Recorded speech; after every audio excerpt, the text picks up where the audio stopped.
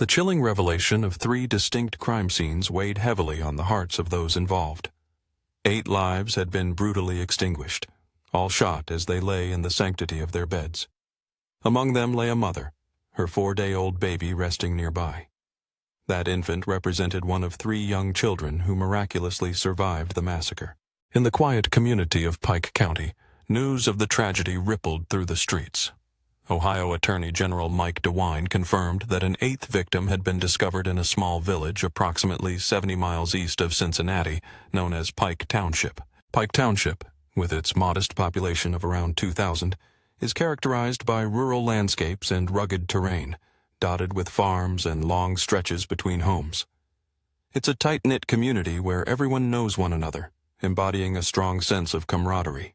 However, in April 2016, Pike Township would become the site of Ohio's most devastating mass murder, leading to one of the most intricate investigations in the state's history. Our story begins at 7:00 a.m. on Friday, April 22, 2016. Bobby Jo Manley placed a frantic 911 call, her voice trembling with urgency. She pleaded for help, stating she believed her brother-in-law was dead. The 911 operator, trying to gather information, urged her for details, asking what was happening. Bobby's voice broke as she described the horror before her. Blood was everywhere in the house. She explained that her brother was in the bedroom, revealing that it appeared someone had savagely beaten him. Each morning, she would stop by her brother-in-law's trailer to help care for the dogs and chickens. Christopher Roden Sr., her brother-in-law, had recently separated from Bobby's sister Dana. Yet this change did not disrupt Bobby's routine. She remained in touch and continued her visits. But this day was destined to be anything but ordinary. As she stepped out of her car, a sense of foreboding washed over her. The dogs were outside, an unusual sight, as they typically awaited her inside the trailer. When she reached for the door, it was locked, an unexpected barrier. Christopher would usually welcome her in without hesitation. Confused, she retrieved her spare key and cautiously entered. The silence inside was deafening. Following a disturbing trail of blood, she was led to a horrifying discovery. The bodies of her brother-in-law, Christopher Rhoden Sr., and his cousin, Gary Roden, sprawled lifelessly in the bedrooms. Bobby relayed their names to the operator, her heart racing. She confirmed that both Chris and Gary Roden appeared to be dead, the scene indicating a brutal assault. She feared for others who might be in the house. The operator pressed for more information, asking if anyone else was present. Bobby replied with a sense of dread, explaining that the door had been locked when she arrived, and there were no signs of anyone else inside. She could only think of escaping the horror that lay within. The operator instructed her to exit the house and wait outside. Bobby quickly complied, her mind racing as the reality of the situation set in. As she concluded the harrowing call, shaking with fear, she rushed to find her nephew, Clarence Christopher Jr., affectionately known as Frankie. He lived in a trailer just a stone's throw away from his parents. Frankie shared his home with his fiancée, Hannah Gilly, and their 6-month-old son, Ruga. His older son, Brentley, from a previous relationship, often stayed there as well. Bobby knocked frantically on the door, and to her astonishment, it was 3-year-old Brentley who answered. In a state of utter disbelief, a young boy described a scene that would haunt him forever. He believed his father had transformed into a zombie. Frantically, he grasped his father's hand, desperate to rouse him, but it fell limply to his side. Bobby Jo Manley rushed inside, her heart racing, only to discover the lifeless bodies of her family members.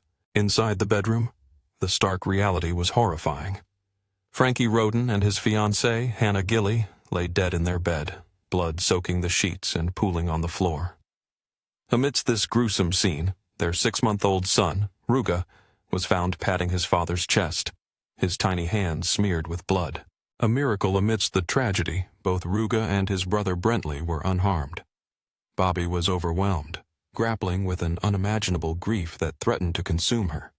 She and her sister Dana had a brother named James, who was now racing to the scene. James hurried to Dana's trailer, just a short distance away. The family had always lived close, but nothing could prepare him for the horror that awaited. Upon entering, he found his sister, 37-year-old Dana Manley Roden, lifeless. As he searched the small home, he discovered the bodies of Dana and Christopher Roden Sr.'s 2 children. 19-year-old Hannah Roden and 16-year-old Christopher Jr. lay in their beds, both shot to death. Hannah's 4-day-old baby, Kylie, was found nestled beside her mother. In a stroke of fate, little Kylie was alive and physically unharmed. In mere minutes, the death toll had risen to 7, leaving 4 innocent children orphaned. As the police raced to the scene, local news crews flocked to the trailers, unaware that the nightmare was far from over. Hours later, miles away, Donald Stone, concerned about his cousin Kenneth Roden, decided to check in. The news had spread like wildfire. When he called 911, panic seeped into his voice as he explained the situation. "I need a deputy to come out to close the—" He stumbled over his words, fear gripping him as he revealed, "I just found my cousin with a gunshot wound." Kenneth lived just a few miles from where the family had been discovered, but now he too lay dead, shot in the head, surrounded by cash. "Is he alive?" the operator urged, but Donald's voice trembled as he replied, "No." The operator pressed for details. "What's his name?" "Kenneth Roden," Donald managed to say, his heart racing. "I'm out of the house right now." "Okay, sir, we're going to get a deputy down there to you," the operator reassured him, but the gravity of the situation was sinking in. Breaking news flashed across screens as Ohio Attorney General Mike DeWine announced the shocking developments in the Pike County massacre. An 8th victim had been discovered and the investigation was expanding rapidly. Authorities focused their efforts on multiple locations near Union Hill Road, northeast of Peebles, revealing that at least 2 of the deceased were juveniles. The grim reality set in that 7 of the victims belonged to the same family. Chopper 9 hovered above the chaotic scene, capturing the investigation that had taken a dark turn. The community was reeling as news broke that 8 bodies had been discovered at 4 different sites, all victims of gunfire, some shot as many as 9 times. The victims included Christopher Roden Sr., aged 40, his ex-wife Dana Manley Roden, 37, their 3 children, 19-year-old Hannah Roden, 16-year-old Christopher Jr., and 20-year-old Frankie Roden, and his fiancée, 20-year-old Hannah Gilly. Also among the deceased were 38-year-old Gary Roden and 44-year-old Kenneth Roden. As the investigation unfolded, the shocking realization hit that the 3 young children, 4-day-old Kylie, 6-month-old Ruga, and 3-year-old Brentley, were now left without parents, thrust into a world of unimaginable loss. The tragic story began with 38-year-old Gary Roden, cousin of Christopher Roden Sr., and 44-year-old Kenneth Roden, Christopher Sr.'s brother. Among the victims were 3 young children, 4-day-old Kylie, 6-month-old Ruga, and 3-year-old Brentley. In the aftermath of the horrific events, the surviving members of the Roden family were swiftly taken from the scene and placed into temporary protective custody. Among them was Hannah Roden's young daughter, Sophia, barely 3 years old. Fortunately, she had been away at her father's home with Jake that day, and thus remained unharmed. The investigation was relentless. As night fell, detectives worked tirelessly, scouring the area for any leads in the brutal slayings of 8 members of the Roden family. The crime scenes, spread across 4 separate properties in Pike County, bore the chilling evidence that most victims had been shot while they lay in their beds. In a heart-wrenching detail, one victim was discovered with her 4-day-old infant nearby. This baby was one of 3 young children who miraculously survived the massacre. The enormity of such heartlessness was unfathomable. In response to the terror gripping the community, authorities announced a $25,000 reward for information. The small town of Pike was cloaked in fear and uncertainty, with residents wondering what other horrors might lurk in their once peaceful community. The Roden family had been a beloved part of that fabric, their absence palpable. Christopher Roden Sr. was a lifelong Ohio resident, known for his dedication to his work in construction. He was celebrated as hardworking, dependable, and above all, a devoted family man. His ex-wife, Dana Manley Roden, had maintained a cordial relationship with him despite their separation. Dana, a nursing assistant with a passion for gardening and baking, was a vibrant presence in her local church community. Their son, 20-year-old Frankie, followed in his father's footsteps, pursuing a career in welding. He was filled with joy at the thought of marrying his fiancée, Hannah Gilly, and striving to be the best father to their 2 young sons. Hannah Gilly cherished motherhood above all, dreaming of a lively home filled with children. The youngest victim, Christopher Jr., was known for his sharp wit and infectious sense of humor, a talented performer who sang baritone in the choir. His sister, Hannah Rhoden, shared a passion for nursing like their mother, but photography ignited her soul. Kenneth Roden, Christopher Sr.'s brother, was equally industrious, commuting an hour to his job in Columbus, yet he longed to be close to his family. Gary Roden, described as quiet but kind-hearted, was the sort of person who would respond to a call for help at any hour, embodying the spirit of community. As news of the tragedy spread, it reached beyond local stations, becoming an international story. A search for the perpetrator was underway, a person still believed to be at large, causing alarm. The authorities were cautious. There was a grim acknowledgement that the threat might still loom close.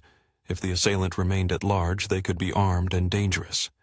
Investigators continued to comb through evidence at the scenes, desperately seeking the motive behind such a heinous act of mass murder. The small community of Pikedon found itself thrust into the spotlight. As detectives pieced together the timeline, it became clear that the murders occurred in the dead of night. Initial findings suggested that Christopher Sr. and Gary had been shot first, around midnight, indicative of a calculated strike, almost an execution. The precision of the attack painted a chilling picture of premeditation. This was no random act of violence. Meanwhile, 3-year-old Brentley was unable to provide any information to the police. As he had been asleep in the front room during the attack, he had neither seen nor heard anything. Neither had any of the neighbors, and the absence of passing cars raised more questions than answers. As the investigation unfolded, the shocking reality of this mass murder gripped the small community of Pikedon. The crime scenes painted a chilling picture. It appeared everyone had been killed in the dead of night. Christopher Sr. and Gary were the first to be shot, likely around midnight. The execution-style nature of the killing suggested a meticulously planned hit, executed with a chilling precision. 3-year-old Brentley, who had been sound asleep in the front room, could provide no information to the police. His innocent slumber shielded him from the horrors that unfolded around him. In fact, it seemed that no one had heard anything that night. There were no passing cars, no witnesses, just a haunting silence enveloping the neighborhood. As he lay asleep in the front room, the world outside faded into silence. He remained oblivious to the chaos that would soon unravel. No sounds pierced the stillness, no cars disturbed the quiet roads, and the neighbors stayed hidden away, lost in their own lives. In the quiet landscape of Pike County, 4 separate crime scenes emerged, alarmingly close to each other. 3 of these scenes lay within just a few minutes' walk. Authorities swiftly moved all trailers from the sites into a secured warehouse, consolidating the investigation. Police monitored the evidence closely, conducting hourly checks. They seized and meticulously searched dozens of vehicles scattered across the land. Early on, they believed they had gained a potential lead, a breakthrough teased by discoveries at the properties. Attorney General Mike DeWine announced that 3 marijuana-growing operations had been uncovered at the crime scenes. This revelation added layers to the enigma. Yet he expressed skepticism, asserting that while drugs were involved, marijuana might not be the primary focus. The Pikedon community's reaction was palpable upon learning of the marijuana operations linked to the homes where 8 members of the Wagner family had met their tragic end. Cannabis crops were discovered at 3 of the 4 locations, with a staggering 2,000 plants documented at one site. Initially, this led investigators to ponder the possible involvement of the Mexican cartel, especially after Kenneth, who had been cultivating plants outdoors, was found with a substantial sum of cash nearby. The scene appeared to have been staged, as if to send a message. Detectives were convinced that multiple shooters had participated in the massacre, evidenced by the discovery of 3 distinct types of shell casings alongside various shoe prints and treads. However, doubts regarding the cartel theory began to surface. The killers seemed to possess an intimate knowledge of the properties, along with the routines and layouts familiar to the Roden family. It was peculiar that the family dogs had remained silent during the attack. The presence of unfamiliar individuals in the dead of night would have certainly incited a commotion. Perhaps the killers had utilized silencers. With so many questions lingering, one conclusion emerged with clarity. The cartel theory was ultimately dismissed. Leaving the children and family pets unharmed was an unsettling anomaly in such brutal acts. A detective noted that in cases like this, survivors or witnesses were exceedingly rare. The killers had to have been known to the Rodens. Despite the community's heightened fears for their safety, police were resolute. They understood this was a personal attack. Sheriff Charles Reeder assured that no one else in the area was under threat, believing the Rodens had been specifically targeted. He cautioned other family members to remain vigilant. "I warned them that they were a target, and I told them to be armed," he stated. Both Reeder and DeWine were confident that the broader community was not at risk, but urged residents to keep their eyes open for any suspicious activity. The safety of Ohio's people was at stake. "We need to find this murderer or these murderers as quickly as we can," DeWine declared. Between April 26th and May 3rd, all 8 victims were laid to rest. Hundreds gathered as the community began the arduous process of healing. Meanwhile, authorities pushed forward with their investigation. Describing the case as challenging would be an understatement. The hills of rural Pike County were alive with rumors and palpable fear. 7 months had passed since the deadliest mass murder in Ohio's history, yet theories surrounding the Rhoden family's fate remained unsubstantiated, with no arrests made. Sheriff Charles Reeder harbored a strong suspicion that the killers were locals. He believed that some within the community held vital information, yet fear of implicating themselves kept them from coming forward. The truth lurked just beneath the surface, waiting to be uncovered. Many in the community lived in fear, terrified of becoming victim number 9. Those who felt this fear were acutely aware that they had crucial information to share. The authorities urged anyone with knowledge to step forward, emphasizing their relentless pursuit of justice for the slain. Tensions rose as investigators confronted a suspect, demanding honesty. They warned that any deception would lead to an arrest. Over 800 tips flooded in, and detectives conducted more than 400 interviews. But as the months slipped by, the small local department found themselves overwhelmed. This case was unprecedented in their jurisdiction, far too vast for their limited resources. Despite a flurry of activity, skepticism lingered in the community. Many residents doubted the case would ever see resolution. By April 2017, a full year had passed since the murders, leaving families with unanswered questions and a deep sense of despair. In a bid for progress, petitions circulated, urging the FBI to intervene. The public's growing anxiety about the slow pace of the investigation weighed heavily on investigators, who struggled to balance transparency with caution. They understood that the killers were likely watching every move, necessitating a strategic approach. As the investigation intensified, detectives executed dozens of search warrants. One fateful day, they set their sights on a sprawling 27-acre farm in Peebles, Ohio, prompted by tips suggesting its significance.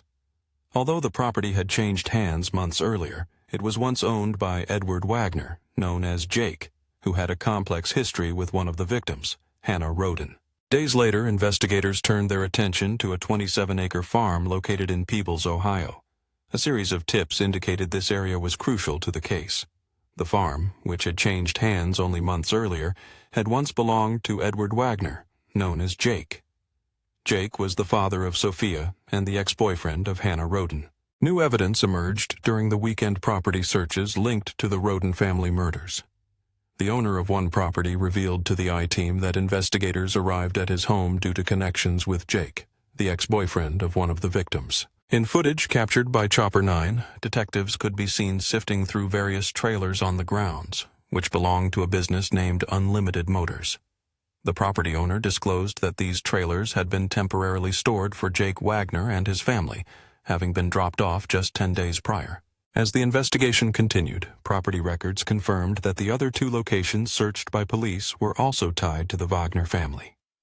The Roden murders had remained unsolved for 14 long months, and the ties between the Wagners and the Rodens were becoming increasingly evident. Law enforcement had been monitoring the Wagner family closely since learning about the custody disputes between Jake and Hannah over Sophia. There was a growing concern. Had Sophia been in one of those homes on the night of the shootings?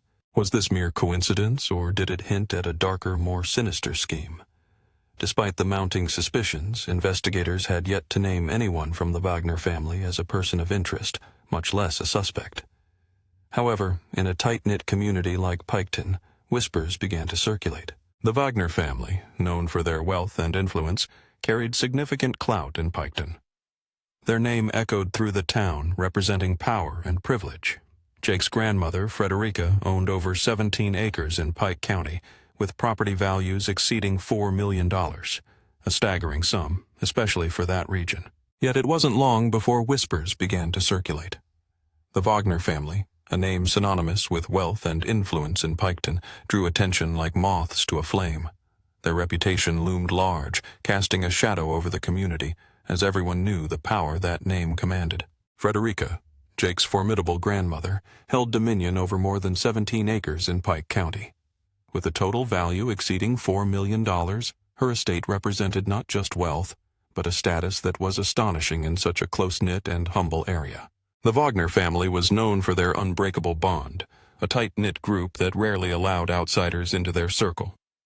After the chilling murders, Jake Wagner's family, his father, George Wagner III, known as Billy, his mother, Angela, and his older brother, George IV, decided to flee, moving a staggering 4,000 miles away to Alaska. They took Sophia with them, citing death threats and the relentless lies swirling around them as their reasons for escape. It was 2018, and while the year appeared to be quiet on the surface, unbeknownst to the public, significant developments were brewing beneath that still facade. In the preceding months, law enforcement had been meticulously piecing together a mountain of evidence. As 2018 drew to a close, detectives made a shocking announcement.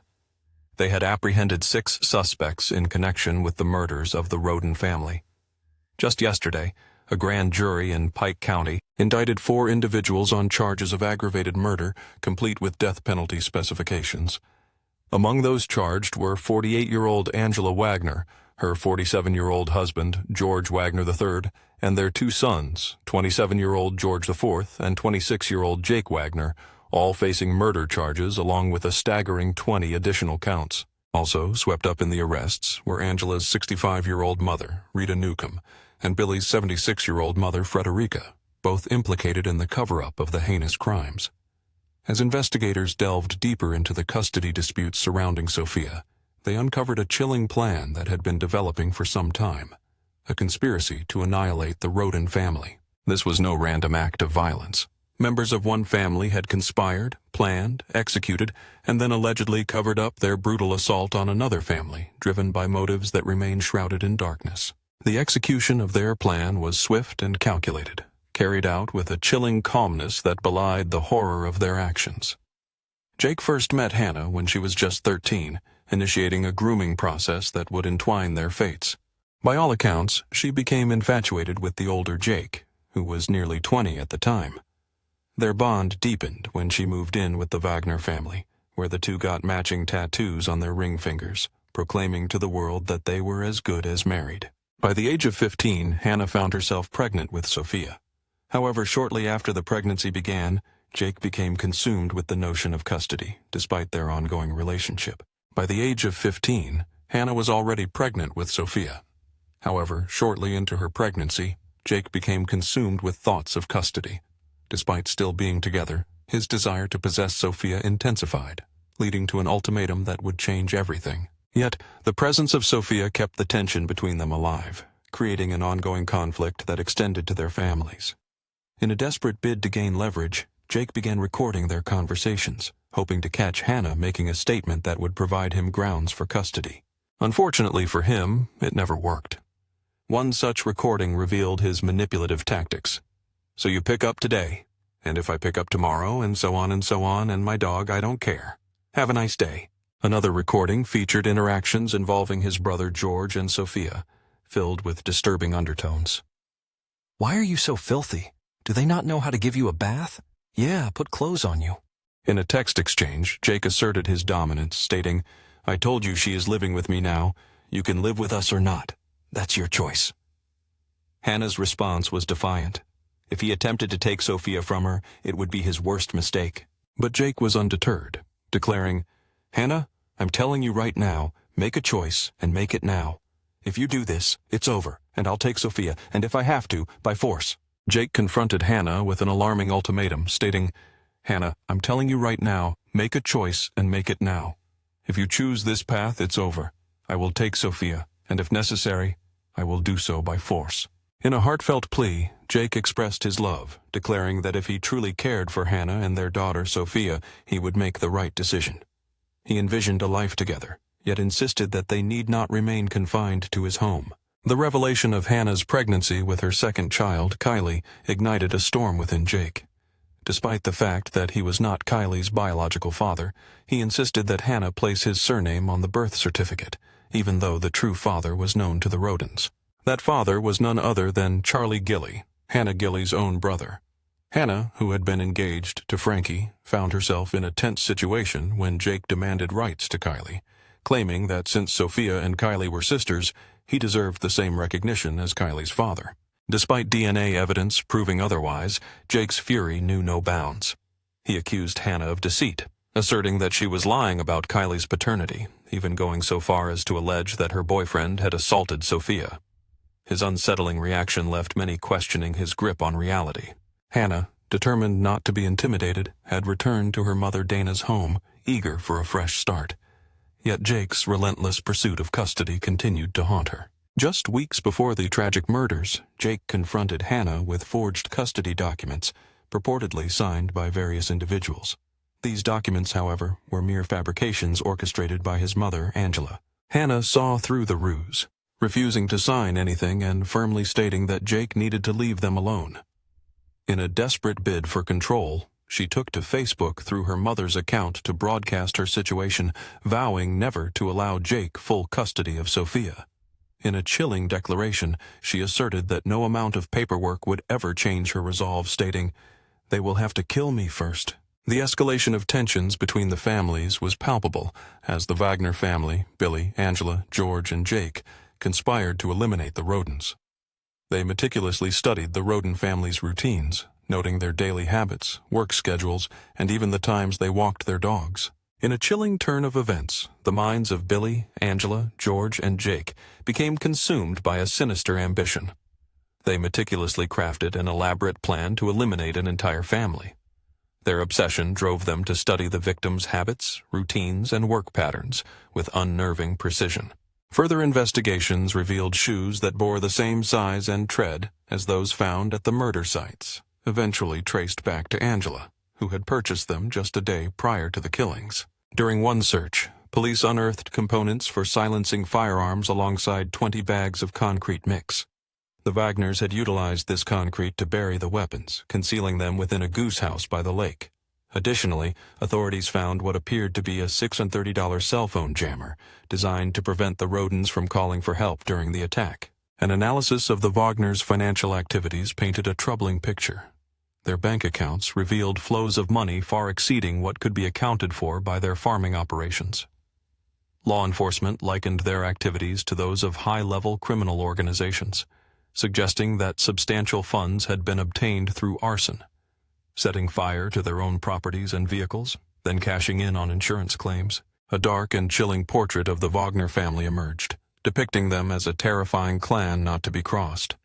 Their loyalty to one another was unwavering, with all decisions made collectively, regardless of how trivial they may seem. This insidious bond forged a family dynamic where they not only plotted their darkest intentions, but followed through on them with a chilling precision that left the community in shock.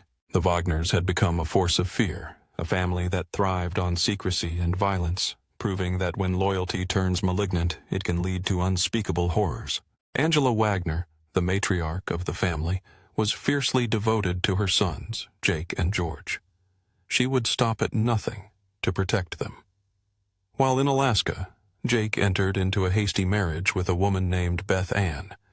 In her chilling account, Beth Ann expressed that she feared for her life after escaping the turbulence of their brief union. From the onset of their relationship, Beth Ann made it clear that she wished to wait before becoming intimate. However, Jake, along with his family, hurried the marriage along, ensuring that their wedding night was marked by consummation against her wishes.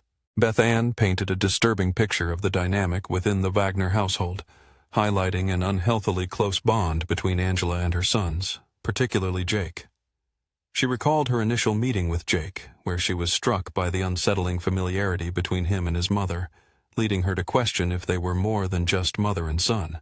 Both Beth Ann and Tabitha, George's now ex-wife, noted that the Wagners operated with a pack-like mentality, but it was Angela who clearly held the reins. The family remained insular, shunning outside influence and fiercely guarding their secrets. Newcomers faced immediate isolation as the Wagners worked to cut ties between them and their families or friends. Tabitha recounted a similar pattern emerging when the then 13-year-old Hannah began spending time with Jake, instilling a sense of foreboding about Hannah and her daughter, Sophia's safety. Tabitha, having married George straight out of high school, found herself trapped in isolation. Angela imposed strict control over George and Tabitha's lives, dictating their actions and beliefs. She held strong convictions about morality, convinced that certain behaviors would lead to damnation. Angela's influence permeated every aspect of her sons' lives.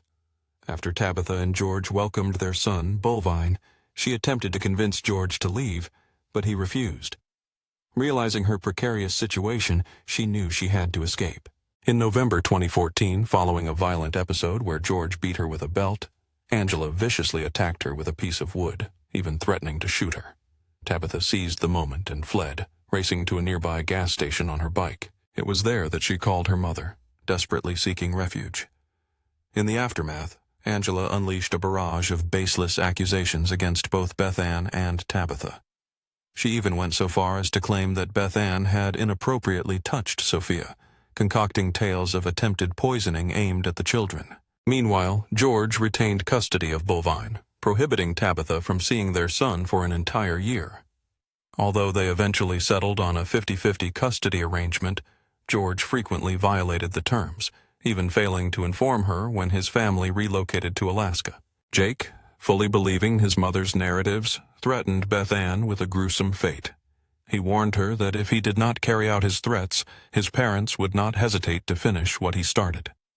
In a desperate move, Beth Ann left everything behind, changing her clothes in a Walmart and slipping out through a back exit. With no belongings to her name, she met a friend who drove her out of state.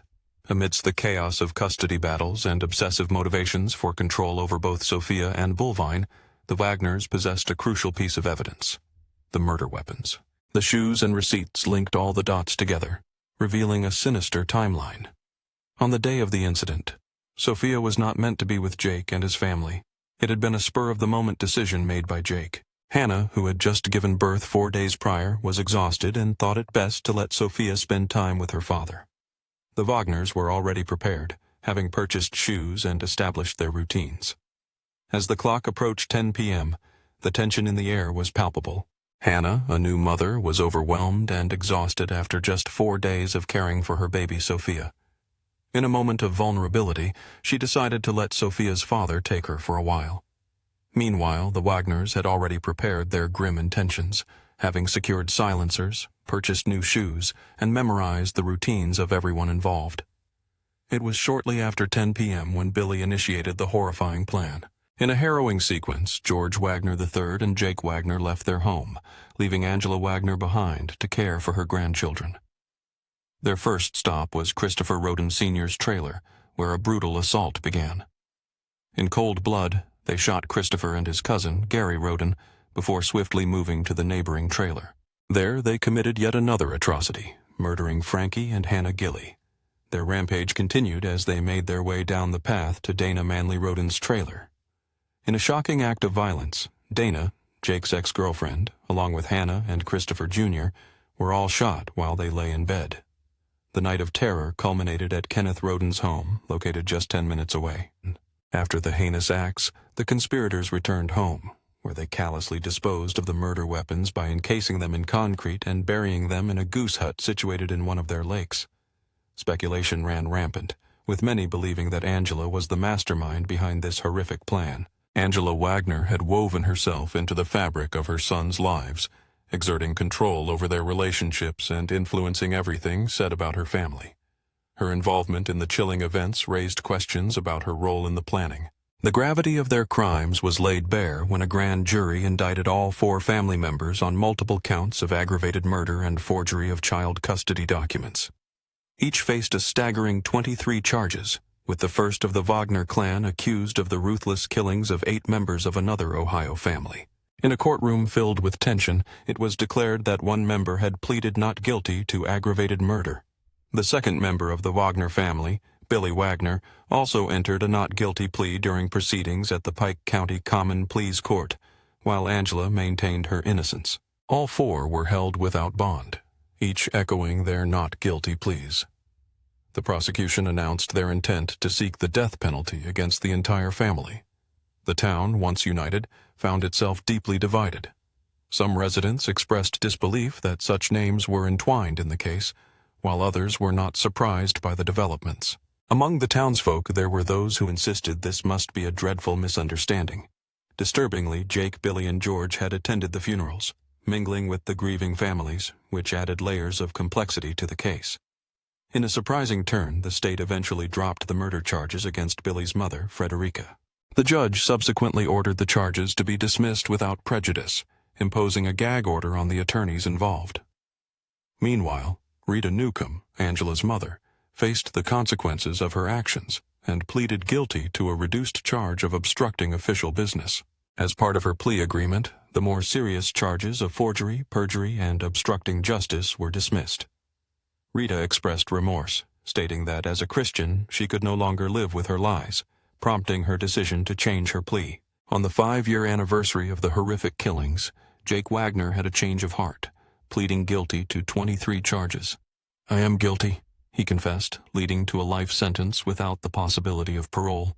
A Pike County man now faces life in prison after altering his plea to guilty. The charges against him included aggravated murder, conspiracy, aggravated burglary, tampering with evidence, and unlawful sexual contact with a minor, specifically Hannah Gilley, when she was just 13. Throughout his court appearances, Jake displayed unsettling bravado, often smirking and laughing inappropriately. While he expressed some remorse for his actions, he claimed to have felt compelled to kill Hannah, alleging her neglect. Further complicating the narrative, Jake made outrageous accusations against Hannah's boyfriend at the time, alleging molestation of Sophia, reminiscent of unfounded claims he had previously made about his ex-wife, Beth Ann. Despite his admissions, he was responsible for 5 of the 8 murders, which included the brutal slayings of Dana, Hannah Roden, Christopher Jr., Frankie, and Hannah Gilley. He insisted that his father, Billy, had executed Christopher Roden Sr., Kenneth, and Gary. Under intense interrogation, Jake Wagner confessed to the brutal killings of Dana Manley Roden, Hannah Roden, Christopher Jr., Frankie, and Hannah Gilley. He implicated his father, Billy, as the shooter responsible for the deaths of Christopher Roden Sr., Kenneth Roden, and Gary Roden.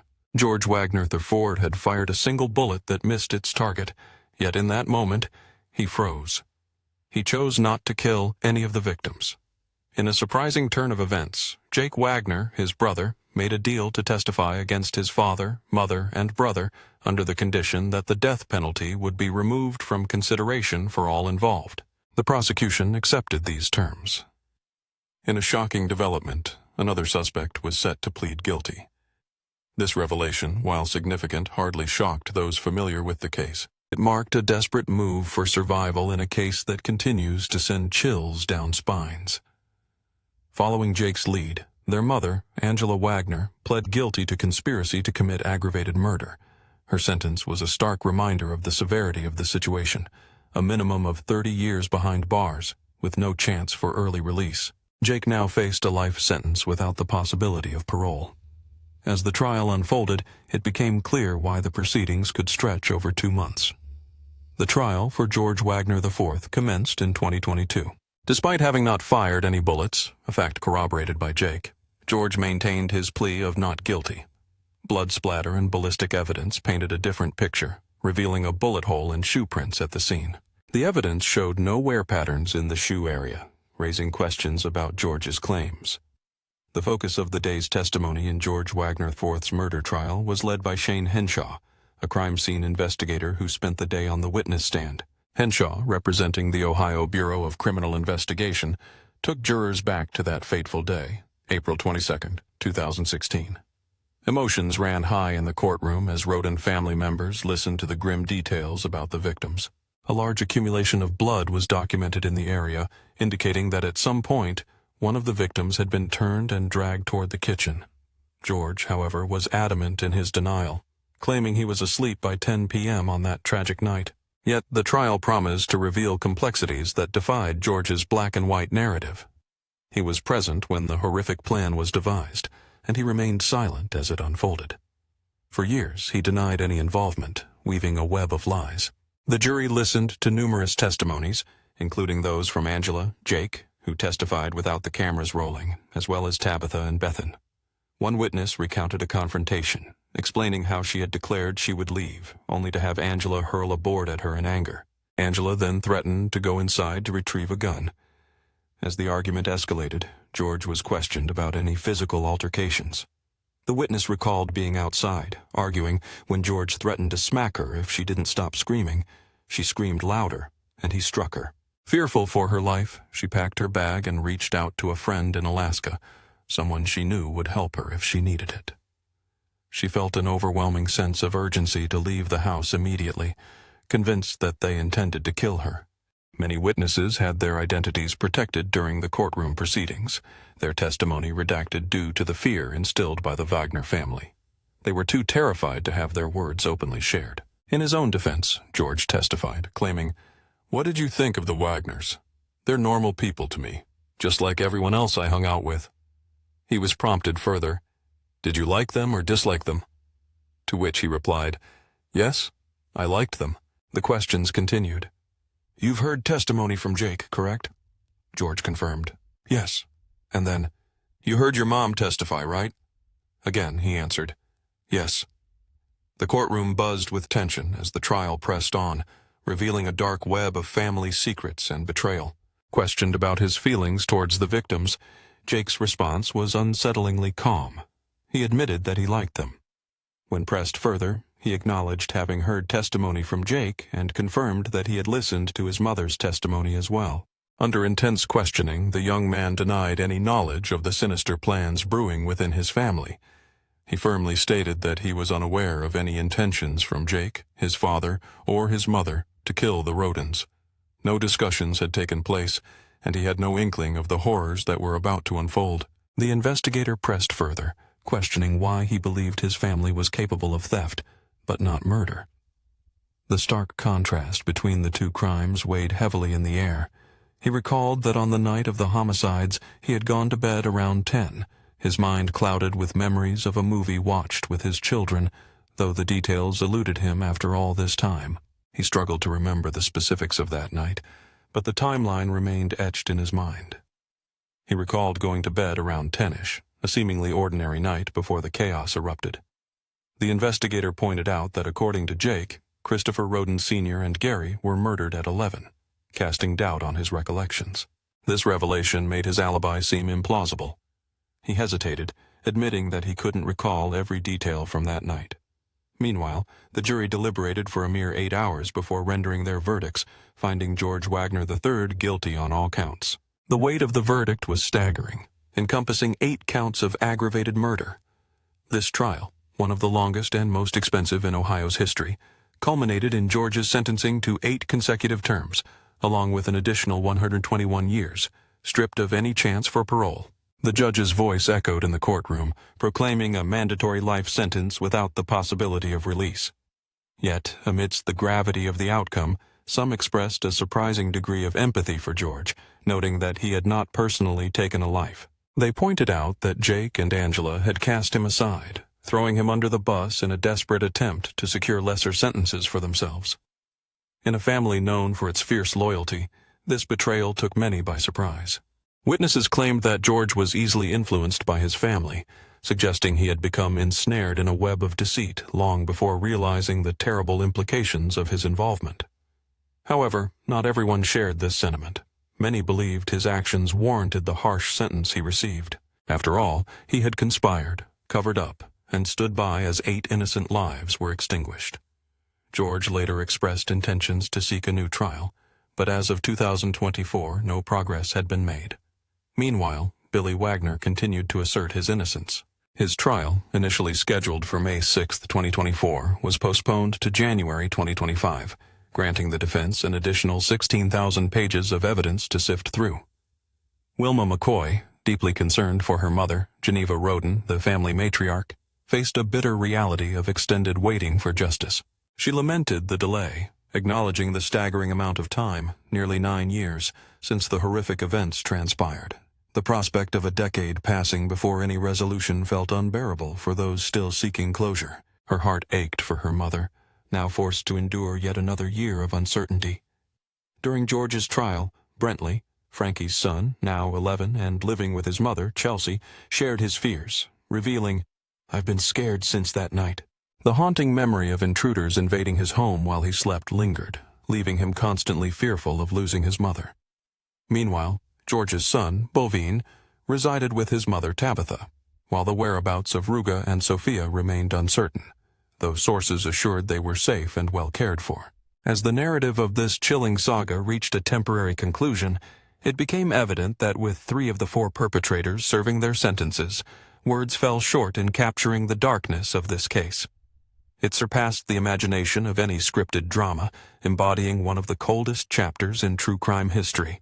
As we draw this episode to a close, the dark narrative leaves us with a haunting sense of incomprehensibility. With 3 out of the 4 perpetrators serving their sentences, words fail to encapsulate the horror of this case.